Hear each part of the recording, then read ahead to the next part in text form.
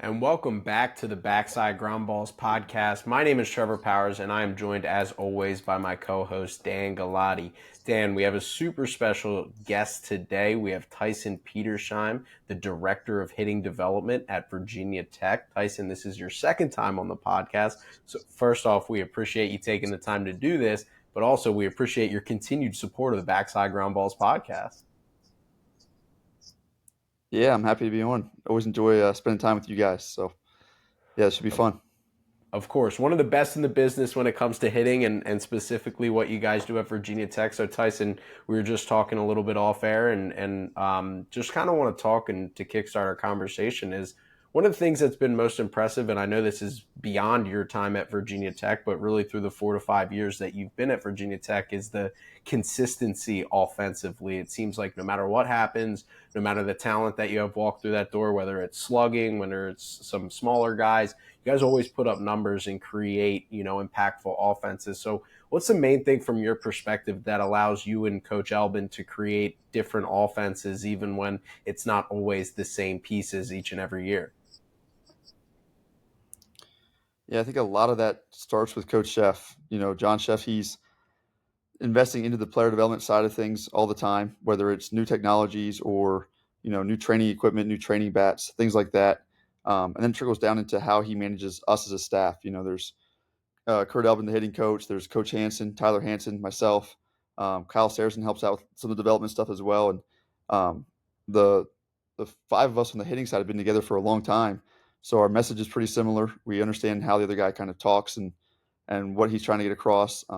Building practice plans are pretty simple, and then it comes down to the guys. And the guys have created an environment where, starting with Coach Chef, Coach Albin, those guys they work really hard, and they set a standard for all of us else to come for all of us to come into the room, and then our guys see that and they see how much we're pouring into it, um, and they want to replicate that as well, and they kind of push each other. So I think the culture of work has just been established where there's so much so many tools in the building where guys can see their exit velos and create competitions within that, or hey, there's just access to the building or access to one of us coaches, almost 24/7, to where there's almost always someone in the building hitting. And if a guy sees that, he's like, well, I don't want to get left behind, so I better hit too. Or hey, I see this guy's exit velo on TrackMan every day. I want to get to that.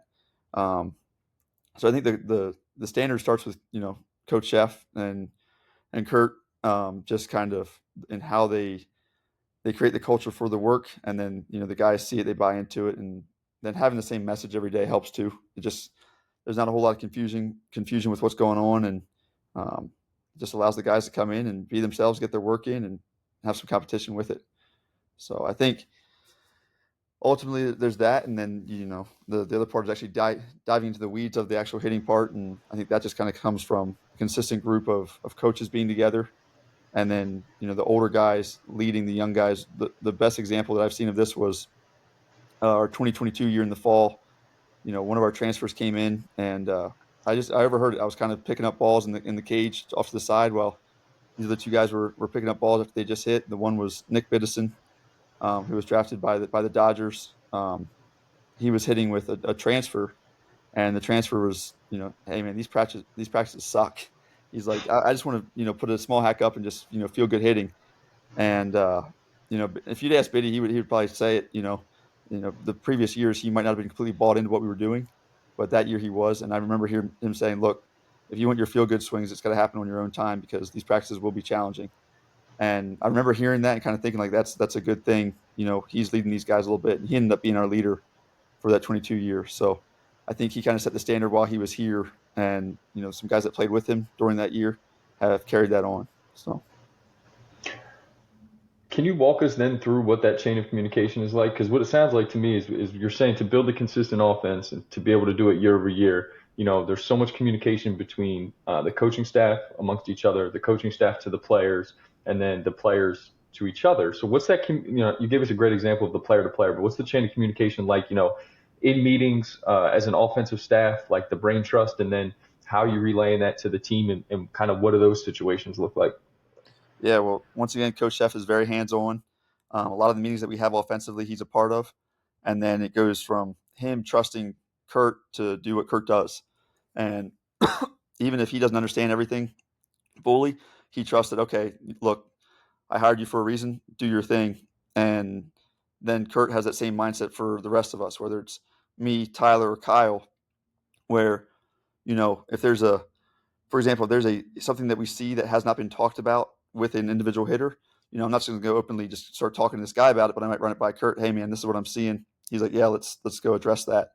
And we have the freedom to do that. So, but typically we're talking about hitters constantly, throughout the mornings. Hey, this is what this guy's kind of doing. This is what this guy's kind of working on.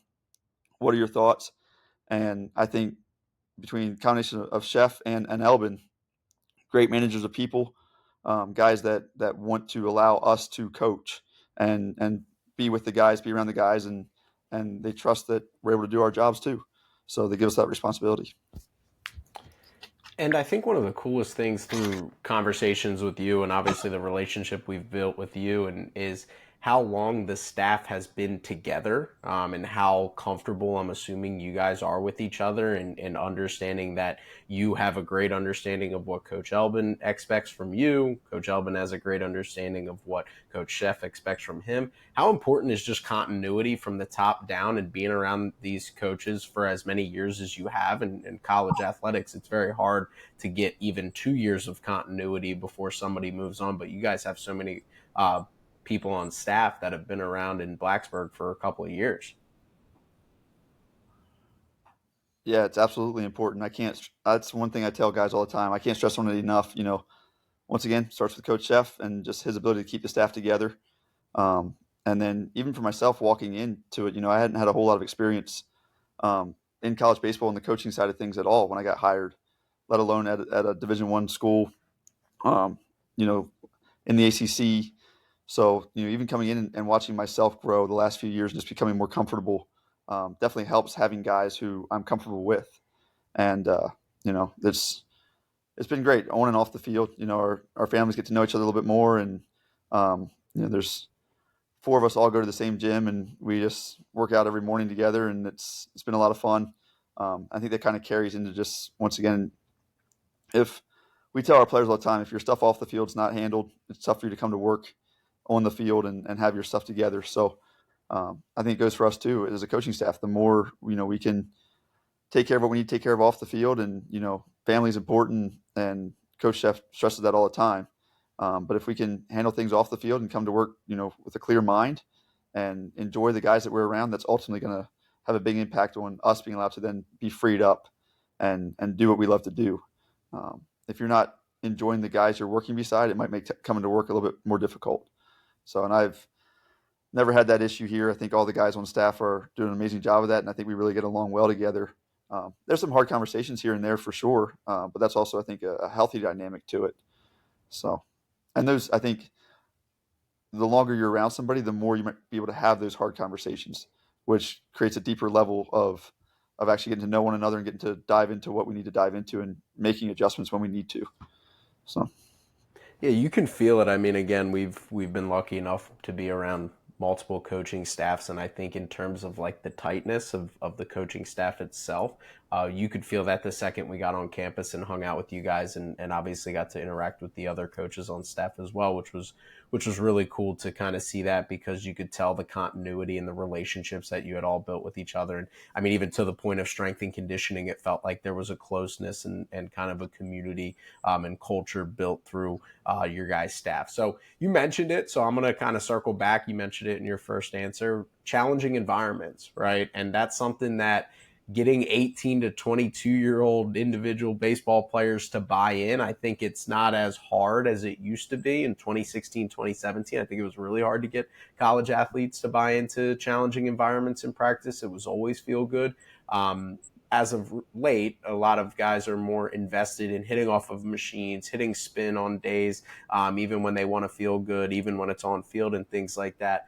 How do you go about getting guys to buy into that? Like you said, it sounded like in the example you used, there was a little bit of a disconnect there between the player early in his career that maybe didn't enjoy it, but at that point, and of course in the year that he got drafted, he had started to see the benefits of it. How do you guys go about kind of that conversation about getting guys to embrace the challenging environment so that when it comes game time, they are in a position to succeed? Yeah, I think for us, it's just staying on the older guys, especially early in the fall, the guys that have been through it, um, because they're going to drive the environment. Yeah, young guys will too at times. You're going to have some freshmen that step in and just have that personality to do it. Usually, those types of guys are guys that are either going to be very talented or they work. Like they're either going to be recognized because they're talented early on, and the group will follow them, or because they work. And hopefully, it's a guy that works. But ultimately, it's your returners that those first few days in the fall. They're the ones that are here early.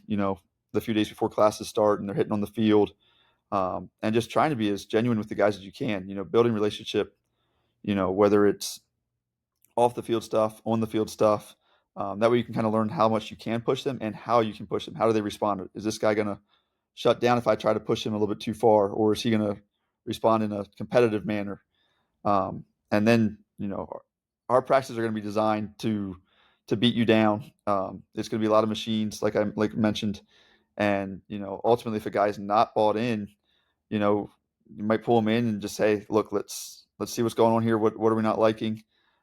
Usually, I guess we've been blessed the last few years with the personalities that we had. It's not a lack of buy-in. It's more maybe a um, confusion on what's being asked to be executed within the drill. That might cause some hesitation or some failure. So let's clear that up. And if that's the case, then usually that guy can make strides. And if it is a lack of buy-in, like it sounds harsh, but like you're probably gonna get left behind at some point. Like we can only pull you along so far. Those older guys, those returners can only pull you along so far. But yeah, we have the different machines, whether it's a fastball with small heater dimple balls that are lightweight that have extreme amount of carry to them, or extra sharp breakers. We're trying to make the hitting segment harder than what you see in a game, obviously, because it makes the game play easier. Then hitting's tough. So if there's a time and place for feel good swings, and trying to work on timing or different adjustments that you might need that for, but ultimately it's let's create a competitive environment, and that in everything we do. Even this week we're kind of in indies now. We kind of finished our fall segment. We're in indies, um, and we have some guys on axbat training programs, where they're getting 85 swings a day, and two three guys in a cage. Excuse me. And they're all of a sudden they're just like, hey, let's just the old like pick a spot in the back of the cage that we're trying to hit. And no one asked them to do that necessarily. They're just swinging axe bats. Um, so I think that's ultimately, yeah, it's the guys that come in and they see the guys working around them. They see the coaching staff, the resources that they have, and they're like, well, I either buy in or I probably get left behind. So if there's a something mentally that's holding them back, or a lack of understanding what's going on, we'll talk about it. But um, it's kind of the culture that I think started when Coach Chef took the job here, and Kurt Elvin came alongside him, where it's like, look, if you're not going to be bought into the work part of it, you're not going to make it. So How about then from a mental standpoint as well? You talk about building relationships. You talk about building the buy-in. When it comes time to make adjustments with guys, right? Because you're talking about again 18 to 22-year-olds, like we keep mentioning. So the mental side of things, just from a day-to-day standpoint, sometimes can end up being like a grind. So then when you have to approach making an adjustment, how much do you lean on the work that's been put in, obviously, but also the relationship that's been built up until that point when, hey, it's time now, we need to make an adjustment here because what we're doing for you individually isn't working. yeah, that's the toughest part. Obviously, I think that's the I found that I've often reflected on that.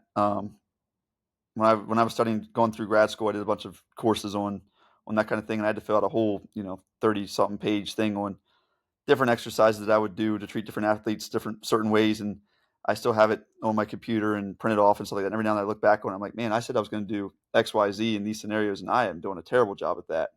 Um, But I think that's, you have to know the kid, because the player has to know that you care, um, before he starts listening to you a little bit. So I think building that relationship and just, finding that line of, look, let's get our work in. Let's be serious about what we need to do. Um, but it's not all, 100% all the time where, we can't have any fun with it. We can't joke around a little bit. We can't, build that relationship about some other things that aren't baseball related. And then, hopefully they trust you when it comes time to make those adjustments. And I think another thing we do a really good job of is, early on in the fall, we're not making a whole lot of swing changes with guys. It's more timing adjustments. It's more pitch selection. It's more approach style, trying to build an approach a little bit, kind of getting those guys used to, hey, we're facing a sinker slider guy, right-handed arm, right-handed hitter. Sinker's going to come into you, slider off the plate.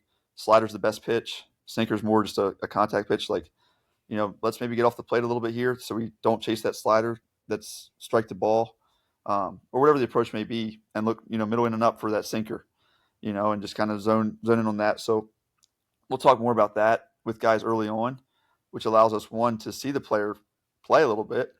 Two, there's a reason they came. We recruited them, so if they are going through some failure, hopefully it's something where they're like, okay, look, I was the best player in high school, best player on my team, for the last 4 years. Now I'm here. Um, my way's gotten me here, but how can I get better now? Maybe I need to make some adjustments, as opposed to just telling a guy right off the get go, hey, we need to do X, Y, Z with you. Um, I think that helps with the buy-in part too. Seeing that, letting guys go out there, compete, fail a little bit, um, and all the while you're building that relationship. But yeah, I think obviously if a guy needs a swing change, like if it's something drastic where we're like, hey man, you're just really struggling, let's dive into this a little bit. We're not going to ignore it for a month and a half and just let a guy, completely to spiral or something like that. But I think a lot of hitting is about timing. It's about swinging the right pitches. And, if you're able to execute that process, I think you can, regardless of the result of the at bat, you can go back to the dugout saying, look, I was committed to my plan and I executed my plan. Didn't get the result I wanted, but I'm going to keep going. If you go up there without a plan or don't execute your plan, well, that's kind of you getting yourself out, which happens a lot. I mean, guys give away at bats all the time, but I think we dive into that probably quite a good bit, more so than swing change, especially early on. So. It's interesting that you say that because there's always that adjustment period of whether it's a freshman or a transfer where they're getting acclimated and giving them the opportunity to perform, like swing their swing, as people say, and things like that, and maybe work through some timing issues or some pitch selection issues and not feeling like that somebody's breathing down their neck trying to fix. It actually gains you trust in the long term rather than, I always say, use the example of, Barry Bonds could walk into any old batting cage down the road. And if he just walked up to any cage and started giving a kid advice, the first instinct that a kid goes is, who the heck are you? What do you have? Like, what? Stop talking about my swing like that, right? Because they don't know kind of the background and the history and the story about how that kid got to that point, and maybe does that swing lead to success or does it not? And this isn't really a question, but I really do enjoy hearing you say that it's not necessarily like you see it. So many coaches, kids get on college campuses and it's want to fix. And I think MLB organizations do the same thing. It's like, we drafted this guy in this round and we want to fix him right away. It's like, well, that kid was good enough to have his name called or be recruited. Sometimes you got to let the athlete. And then if at some point it doesn't end up in results, then maybe you tinker and make some adjustments and fine tuning and in the developmental side. But I think that's got to be a hard balance for you guys because you always want to develop and you always want to make sure these athletes reach their ceiling, but not bearing down on them and kind of smothering them with information has to be a tough balance at times. Yeah, it's even something that we fight with all the time. Do you push the fall back? Especially in Virginia, where, I mean, it's 75 degrees out today, and we're in November, whatever it is, November 6th, right? And our fall just ended last week, so now we're in Indies. Do you push your fall back, 2-3 weeks, and just dive into the weight room first and that kind of thing, or it's something that we go round and round with as a staff every now and then, how we set it up, usually in the summer when we're planning for this. But there's no doubt, Yeah, seeing guys play a little bit, let them be themselves. They get so much thrown at them early on, whether it's class or positions or especially the catcher group. The catcher group has, they've got hitting guys, they've got, the pitching coach talking about signs or pitch calling, location, that kind of stuff. They've got all eyes are on them. They're involved in every play. So they've got the head coach, plus their catching coach. They've got so much to handle.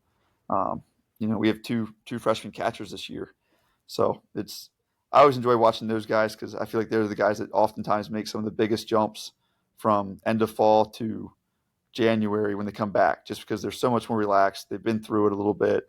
I think they're a position group where you can kind of see just how much responsibility is put on these guys that sometimes we, may not see as being as much as it is. But so. Yeah, and just to kind of circle back on maybe some more swing change and we can kind of get in the weeds a little bit. I feel like every time I see a video, whether it's on Virginia Tech's baseball social media channel or things like that, I'm always like fired up because anytime Coach Alvin talks about whether it's the drills or the swing or things like that, I'm always like, man, I'm always on board with what he's saying. It seems like it's such a simple kind of presentation, but obviously the results end up bearing the fruits of a very successful offense over multiple years, and success kind of leaves the clues there. And I saw a video a couple months back, and I'm going to kind of let you take this and run with it, but it was Coach Alvin was talking about how consistent backspin was something that you wanted to chase. And when you're in the cage, no matter what, we want to see backspin, backspin, backspin. And I thought that it was really cool to kind of hear that because that's something that I've always believed in. It kind of shows the quality of a swing at times is the context. So talk about maybe just the importance of backspin when you're looking at swings and when you're seeing guys in a cage setting or whether it's on the field, and kind of what that can tell you as an evaluator or a hitting coach of maybe what that guy needs to do differently. Yeah, that became a little bit of a joke within our team last year. Guys were hitting balls out, with the bats and balls these days. They were hitting balls out at 90 and, oh, backspin efficiency, backspin efficiency. Uh, but it was good. No, I think, especially for younger hitters, like one of the last, backside power is something that comes late usually. And two, being able to pull the ball with backspin as opposed to snap hooking it with power. Being actually able to pull the ball, stay through it, and backspin it to your pull side is something that kind of comes later with guys. So, once again, we've got a lot of different, TrackMan devices and different things in our facility. So, like, we see that off our guys, front tosses, off their small hacks, stuff like that they do inside as well as on the field.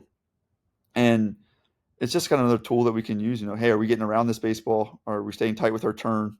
Are we getting to it, and are we extending through it efficiently? And to backspin a baseball to the pull side, you need to turn tight with it, and you need to stay through it, and allow you know the bat to do its thing. But if we're gonna snap hook it or flare the other way, like that's not going to create the backspin that we want. And obviously, the more ball backspins, the further it goes. So it's not something that I guess it's not something we necessarily our hitters probably don't think about. It's like I'm going to go in and I'm going to hit this ball perfect so that I backspin it. Like that's the outcome of a process that we're trying to get to via tight turns, extending through the baseball, and being on time with it. But yeah, that's something that I think DeMartini hit. I think it was at Louisville or something like that. He had like 3 homers in one game or something last year, and a few were hit pretty hard, and then there was one that wasn't. And he's like, I just know how to backspin the baseball, backspin efficiency. So then every time our guys hit something we can BP or something that was being shouted across the field. So, um, but it's something that we kind of look at, and I think it's exit velos are something our guys chase. Especially up top when they're just hitting. Trackmans are always on, and then what was it, backspin is something too, and it's yeah, I don't know if our guys are really in the box thinking about it that way, but it's more of just it's the outcome of a good process. Building that process, right? You hear college hitting guys talk about building the engine. You hear them all also talk about creating efficiency in their swing, right? I feel like everybody in every coach in every sport talks about efficiency of some kind, right? On the pitching side, everybody's talking about moving efficiently and hitting same thing. How do you go about then the process of kind of building that efficiency, creating more efficient movers? And is there something that's common that you see? Is it tight turns from the guys who are the most successful with that? Is that something that's like a common trait that you see in all of them? Yeah, I think that's something that we hit pretty hard. Moving for one, before they ever put a bat in their hand, they're doing the med ball routines, whether it's um, one in the weight room, part of the weight room stuff, but two is, there's, hey, like it's 5 minutes before they step foot in the cage. Hey, med ball routines. We have walls in our facility. Like just kind of learning how to move without and learning how to rotate without ever putting a bat in your hand. And then we also have the racks that you put across your chest. Just kind of have guys in a mirror, like just literally focusing on taking that shoulder towards the pitcher and turning kind of slow, controlled, getting that feel, while also activating their core a little bit. Something that was big for our program too. Just last March or April, we got a Proteus machine put into the facility. So like just another thing that we kind of use for guys. One for warm up, two just different. I shouldn't say flaws, but just seeing where guys are at from beginning of the fall to the end of the fall and how their body's breaking down or how they're getting stronger. But then it also kind of shows guys how to move a little bit. So just kind of learning, hey, this guy's really strong in his left to right rotation, right?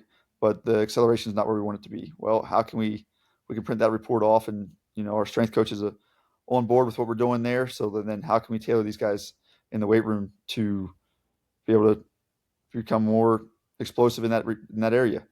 Um, so yeah, I mean the tight turns are important. I think guys also having a wide base and being able to turn back behind their swing. So many guys think of like turning and turning, but they don't actually think about turning back behind their swing. Um, for us, it starts with we have guys that have high leg kicks, we have guys that have small moves, we have guys that toe tap. If you look at all our hitters, none of them really move the same way. But when they land at post stride, um, most if not all, like we strive for a slightly open front toe. Kind of if I'm a left-handed hitter, that thing's kind of pointed towards the shortstop a little bit, which I've heard some coaches. For me, I'd never heard that before I got here. I was always closed off pretty much. Toes and are parallel, back toe to front toe are parallel towards being a left-handed hitter towards third base dugout, right, or wherever it is. Um, for us with post stride, we want that toe slightly open, just because I think it allows us to turn behind and use that front leg as a brace. So many guys think of turning, they get rotational and they get spinny, but we want to be able to use that front side as a brace where that knee bends and our leg that kind of locks out a little bit, and then we can turn behind that swing. So to kind of build off of that, how important is upper half direction on top of that? Since again, you're talking about kind of landing in the lower half, and maybe that toe is pointed a little bit open. A lot of younger hitters that I've seen, and I'm sure you deal with a lot of freshmen, is as the exit velocity trends tick up and kids chase exit velocity, they get very muscly with the upper half and turning with the upper half. How important then does it become efficient movement, let's just say through the batter's eye and through the big part, to make sure that we're not spinny turny? Because as I always like to say, 115 into the third base dugout doesn't do anything for us as an offense. Yeah, it's funny because if you watch like really young kids hit, oftentimes you'll see the first thing that happens is their hands drop down, the barrel kind of just like lags through the zone. But like once they get past that part, if you just watch a kid hit without much like coaching, their body kind of knows how to organize itself a little bit to some regard. Not everybody, but like so mentally thinking like if we're trying to hit the ball hard, our first thought is we need to like tense up and like get really tight and muscle up, right?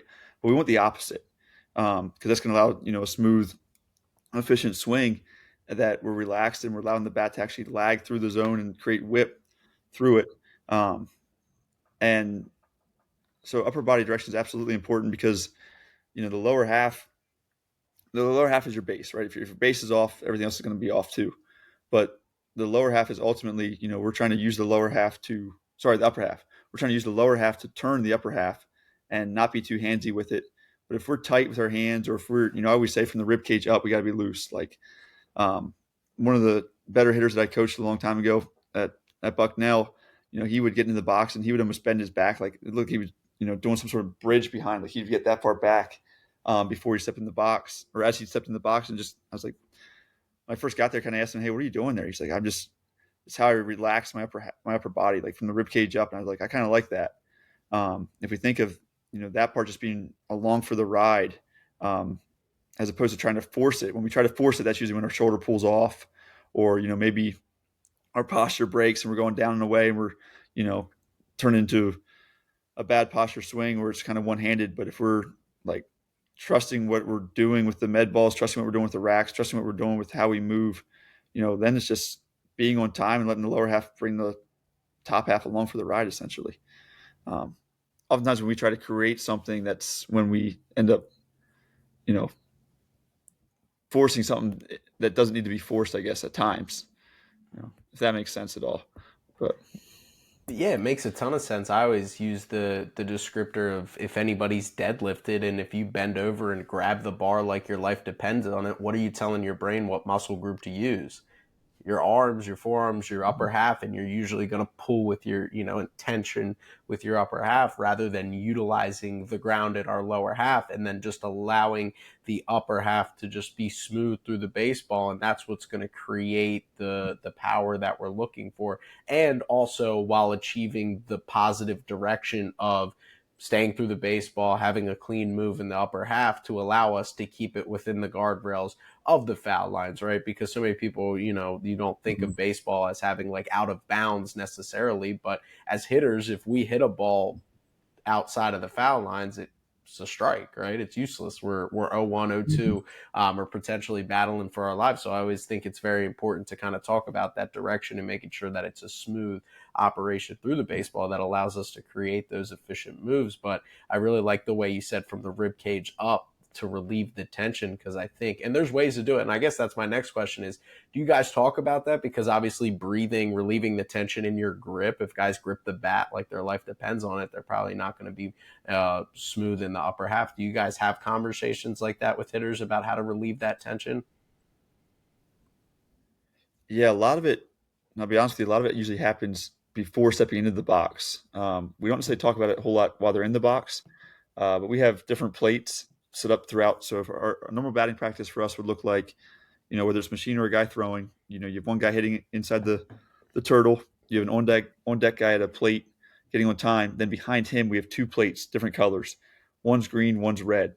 So the guy in the hole is going to spend the first two or three pitches on the red plate, and that is the game has gotten sped up on you. Umpire made a bad call you didn't like. Maybe you missed a pitch that you should have hit. Now you're down 0-1, 0-2, whatever. You're in the red zone. Like, what's your routine stepping back into the box that's going to get you out of that red zone and back into present where your feet are? So they're going to take the first two pitches of that guy that's hitting's round and just kind of work through that routine. They're going to step back out as if they're in the at bat itself, undo their batting gloves, whatever it is, find a focal point, step back in, release. And then they'll move up to the green plate where now it's okay, things are going well, right? And when things are going well, sometimes we get too swing happy at times. How can I stay present, stay simple? My being 3 for 3 has absolutely zero to do with what I'm going to do here in the bottom of the ninth with my fourth at bat, right? So how can I still stay focused on what I'm doing? Um, so that's more of what we do from that side of things to try to get guys to relax a little bit. But in the box, we do, we'll have keywords for guys. We'll let them choose them. Maybe it's two or three things that we'll put on an index card that they can either have in their. We used to use wristbands for our offensive play cards. So we, hey, let's put that in your wristband. Some guys it was be easy. Some guys it was be on time. Other guys it was breathe.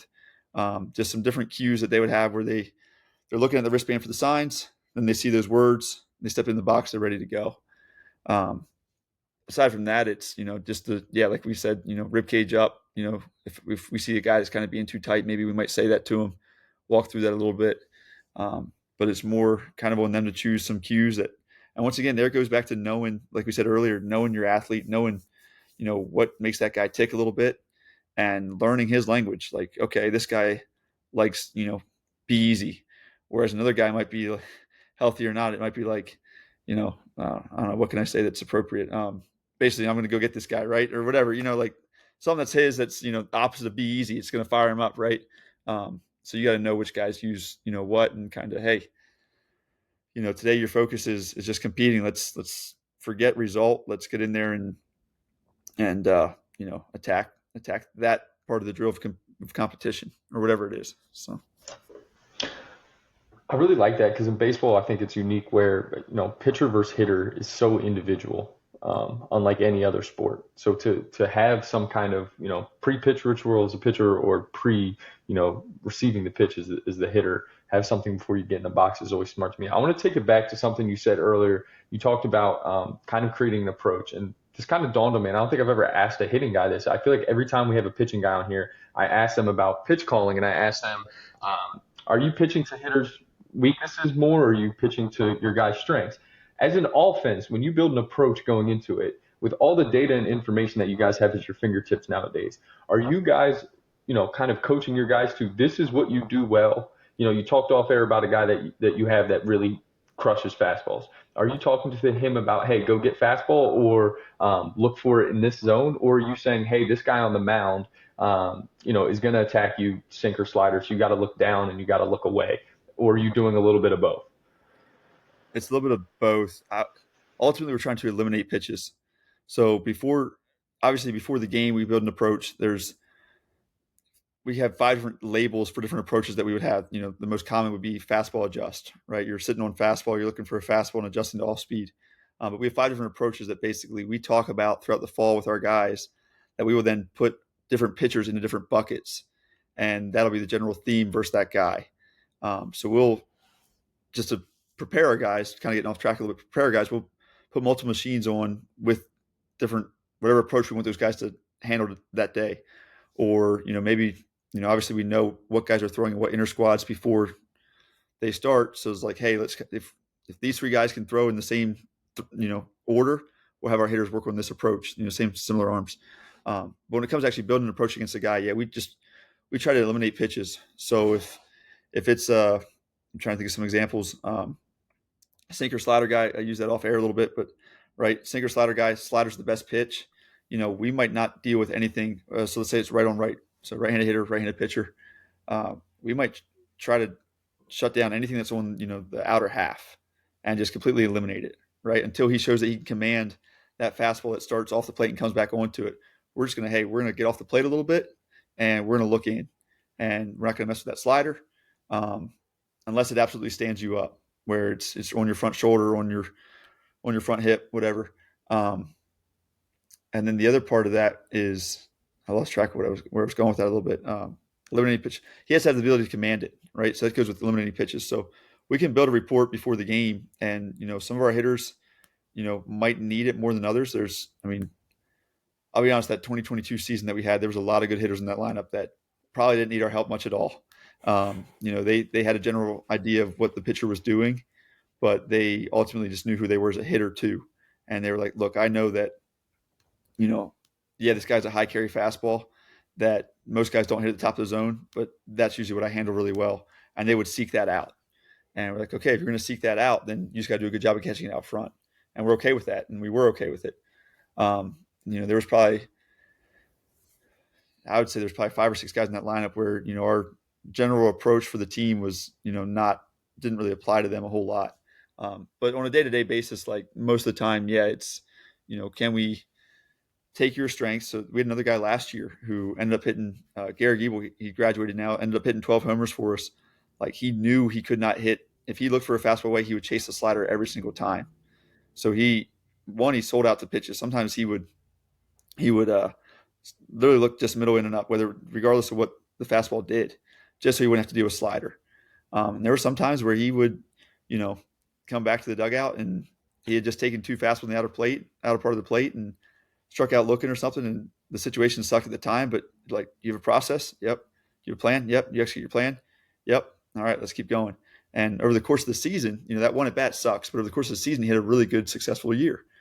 And another guy who, could not lay off the sliders and could identify pitches so well, where it's like he would sit on pitches and he would see the slider really well, but it wasn't in the zone. It never saw the zone, but he'd swing anyway. Or fastball up that he would just see so well and think he'd get to, he'd swing. He was very swing happy. It's like, look, we're putting you on tape because you can't get out of your own way a little bit. He had a very good career for us, really good hitter.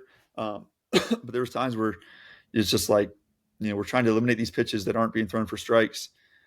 So, you got to understand which ones you can handle as your strength, and then also which ones like he's trying to get everybody out with it, but which ones are like, hey man, this pitch is not something we're going to deal with. And um, we actually one of the see we ended up losing the game last year, but one of the best approaches that we built, which we talk about having tough conversations. This was going into a conference weekend. I think it was a Friday night. I know it was the first game of the weekend, but we were facing one of the starters, and we almost, I mean, very, very much a fastball team. Like, we're going to try to hit the fastballs unless guys force us to hit the off speed. And this dude's fastball was just like, it doesn't get hit. It's not thrown for strikes, and it doesn't get hit, and he gets a ton of chase on it. And we're stewing over this for Wednesday, Thursday, and we're trying to figure out like, okay, are we really going to go into this Friday scout meeting and tell our guys we're going to sit off speed 0-0 first batter of the game? And sure enough, we were like, you know what, we're going to do it. Let's do it.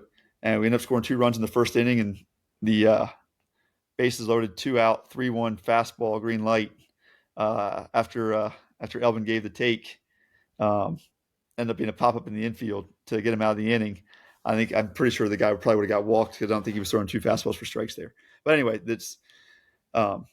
that was kind of just a fun moment, talking, kind of just bringing everything that we talked about together. Where as a staff, we were like, man, this is something different. We hardly ever tell our guys to do this, but I think this is how we're going to beat this guy. We had a really good first inning and ended up losing the game then, but really went off topic there, random tyrant. But eliminating pitches and just trying to find, what can we do damage with, and where does he get hit? We have all the TrackMan data from guys. So if we see beforehand, hey, this pitch doesn't get hit, then we're not going to mess with it. Even if he's throwing it for strikes, we're going to try to do what we can not to mess with it. And if we get to 2 strikes on it, we're just going to battle like crazy and try to win pitches. But yeah. When talking about approach, I always find it an interesting conversation, and every hitter is different based off of what individuals are going to be successful with.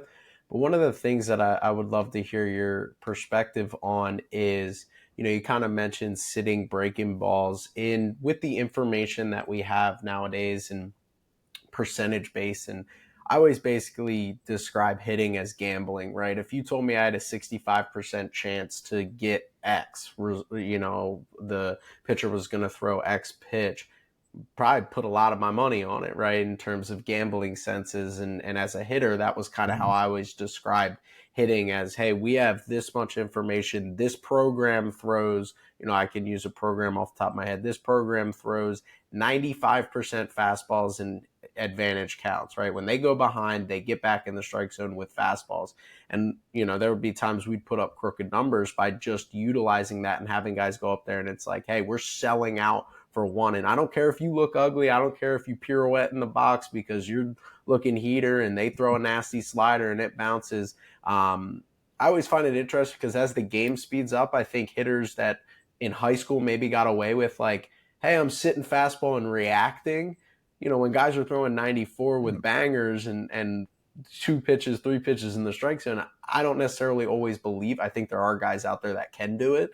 But I don't believe everybody just sits fastball and reacts and has those types of approaches. So kind of how do you go about utilizing the information, whether it's percentages and having those conversations with hitters and maybe giving them the freedom to make those mistakes? And like you said in that scenario earlier, where it's like, hey, you got a process, that's okay. Yeah. One of the, I think, best things we did last fall, carried into this fall a little bit too, is we had hand signals for our hitters to send to Elvin at third base. Hey, this is what I'm sitting on this pitch, or this is what I'm looking for. Usually just fastball or off speed. And we started in inter squads where we just want to see what guys were thinking, like what guys are in between, what guys are committed to their approach. And so, it was a simple hand sign before they get back in the box that our pitching coach had no idea we were doing it.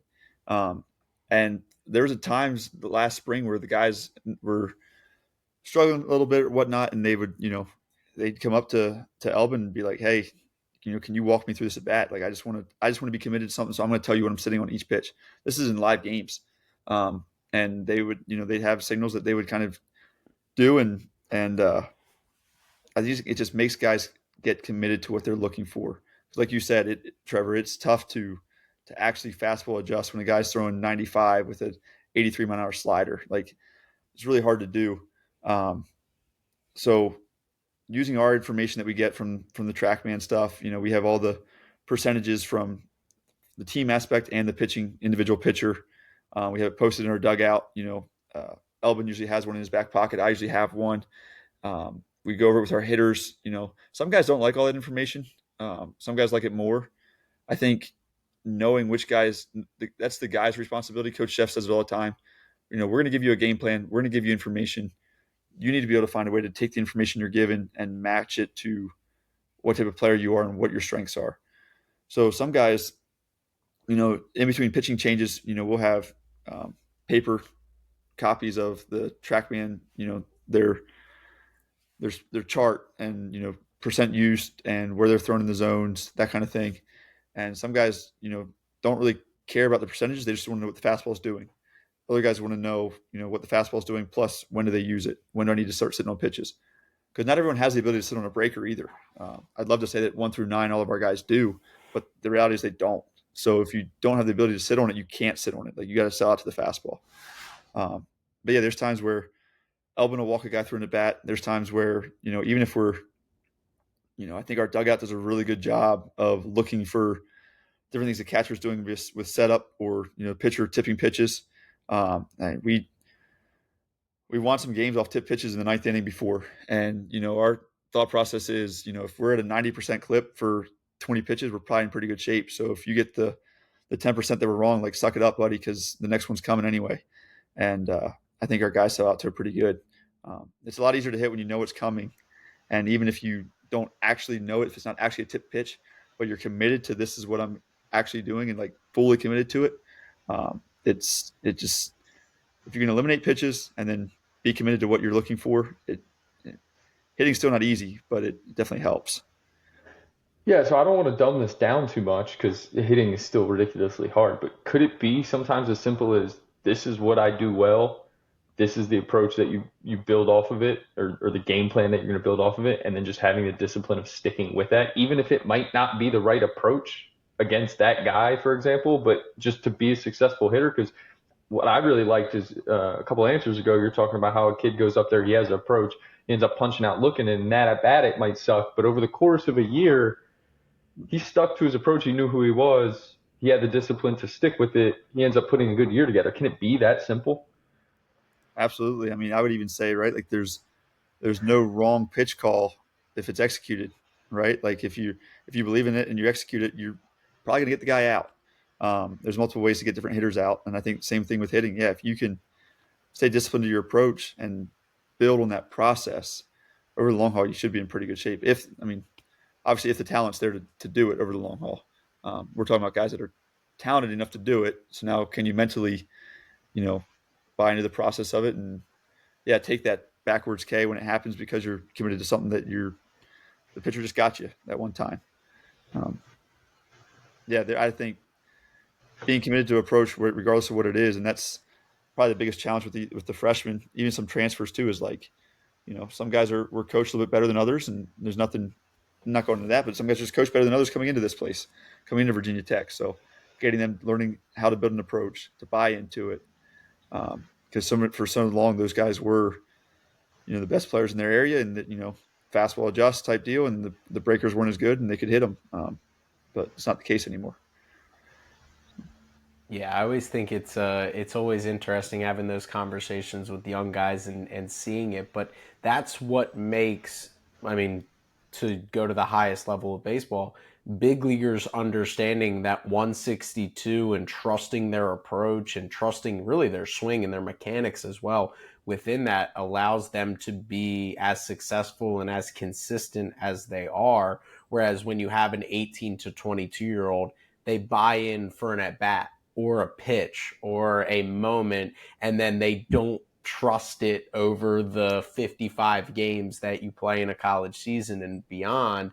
And they want to tinker, they want to adjust, they want to do what it needs to be done. But it's just, if you can keep that consistency and trust that your swing and trust that your approach is in a good spot, again, over the long haul, rather than focusing on these snippets of baseball and one at bats or one games, or I was 0 for 4, so I'm a failure, or I had one bad at bat, so I'm a failure. And it's no, I'm playing for the long haul. And I think that getting guys to trust that is the hardest thing to do for 18 to 22-year-olds. But you see big league veterans. I always use Ryan Zimmerman as an example. You watch him watch 3 fastballs go right down the middle if he was sitting on a slider, and he wouldn't care. Well, can't miss it when I get it. And I think that's something that's a really good lesson for young hitters out there. So, Tyson, again, we're close to an hour here. Every time we talk to you, it flies by, and I always enjoy the conversation. One of the things that I wanted to catch your opinion on, just because we talked about it a little bit off air, was building an offense that is multiple, right? I think all 3 of us are huge football fans, and you hear the balance. So, if it's pouring rain and it's 15-mile-per-hour winds, we got to be able to, run behind our offensive line and get 3 yards and pick up first downs as we see fit. I've started to realize in talking to college coaches, that's starting to become a thing in baseball when that wind turns and it's cold and we're facing a really good pitcher and maybe we don't have our slug in our back pocket. Maybe we aren't able to pull out our driver. How do we still manufacture runs, and talk a little bit about maybe some of the adjustments you guys have made specifically this year that maybe might help in that department?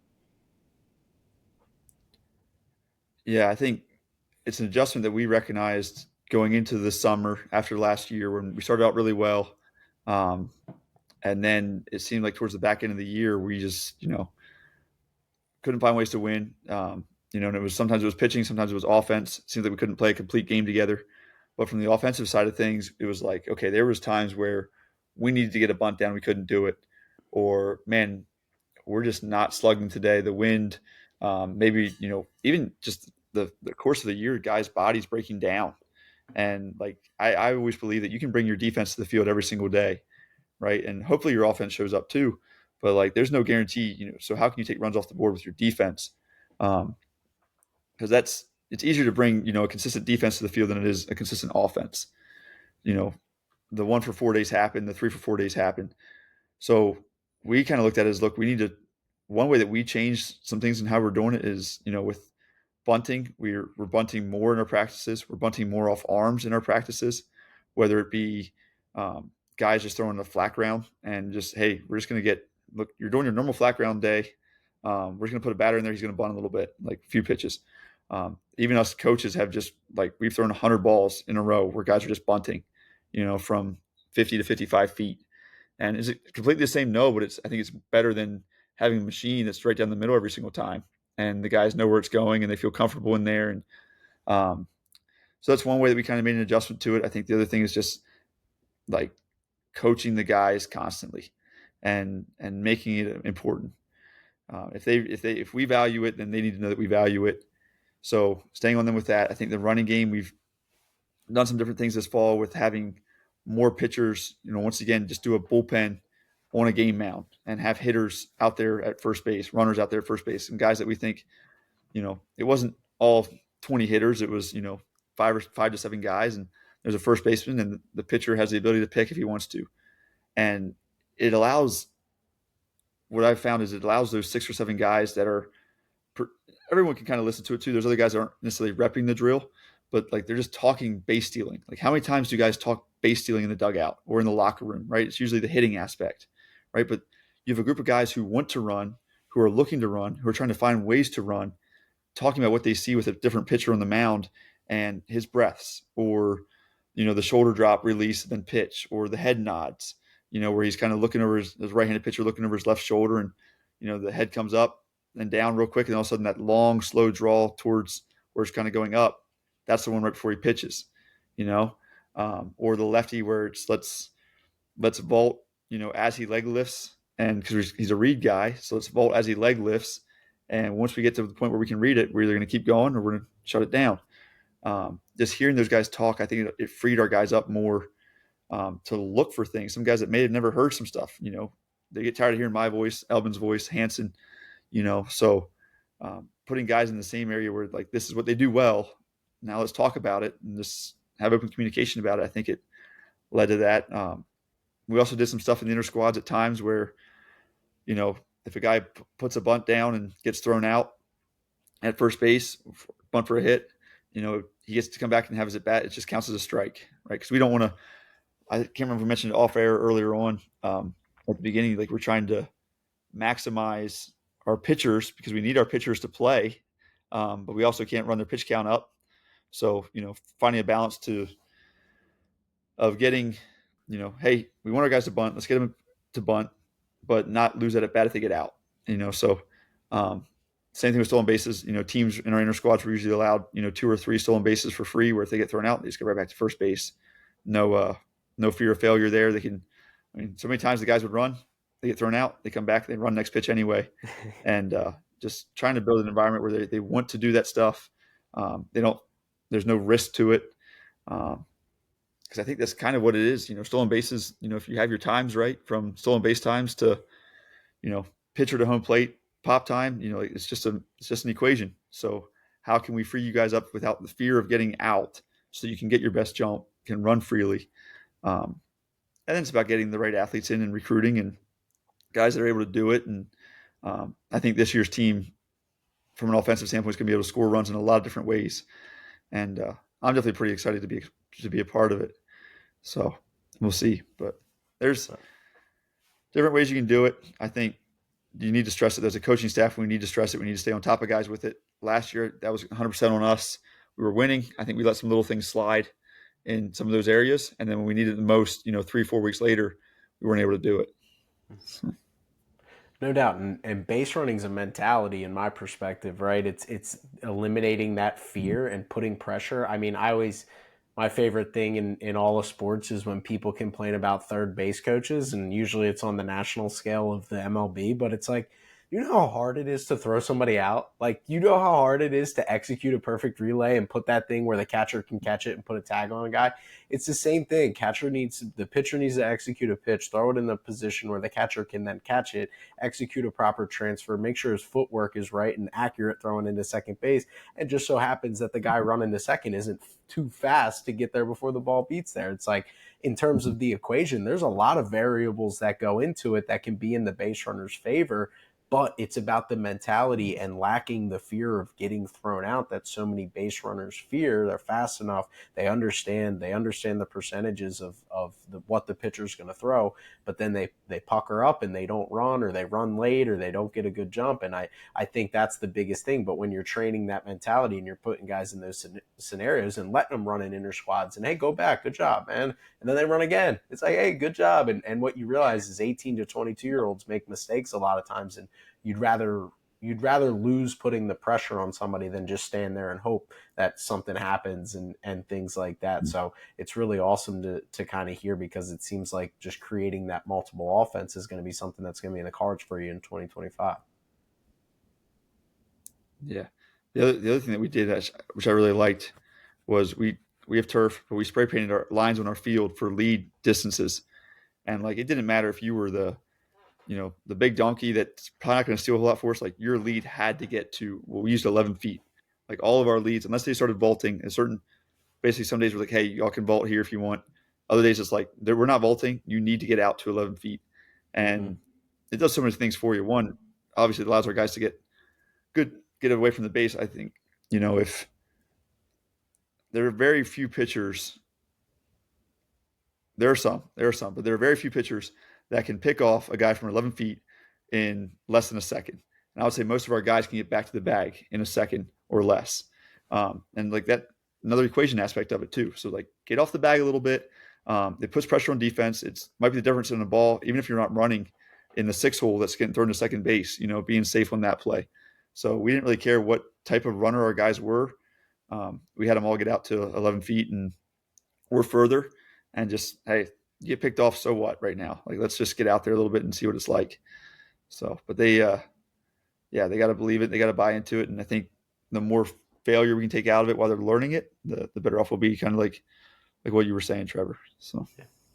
No doubt. And I think it's awesome. And one of the cooler things too that you'll start to see, especially with the way you guys play offense is when a guy has 25 bombs and 35 bags, and you're like, that guy's the most dynamic player in the country. So you walk him, he's standing on second anyway. You want to pitch to him, he's leaving the yard. You want to, he gets a second, he steals third. And it's just, in terms of game planning, I see Dan nodding his head. Those are the guys that you lose sleep over. Is like, this guy's going to beat us. He doesn't leave the yard and he has 4 stolen bags. You're like, this guy's unbelievable. So I believe Yeah. that you guys will have a couple in the lineup as you guys kind of increase the base running. So I think it's a really cool conversation here. Yeah, it'd be awesome to have one of those guys. We might have one in the cards for it. We'll see how it goes. But 25 is a lot. 25 homers is a lot. But I think I would be surprised if we have one that gets. I'll give him 12 homers and I'll give him 50 bags. There you 50 go. bags, something like that. I'd be good with that. Calling the shots. I'm gonna write that one down, and we'll make sure we keep an eye on that. Well, Tyson, we really appreciate you We'll just hopping flip on and it. have. Yeah, there you go.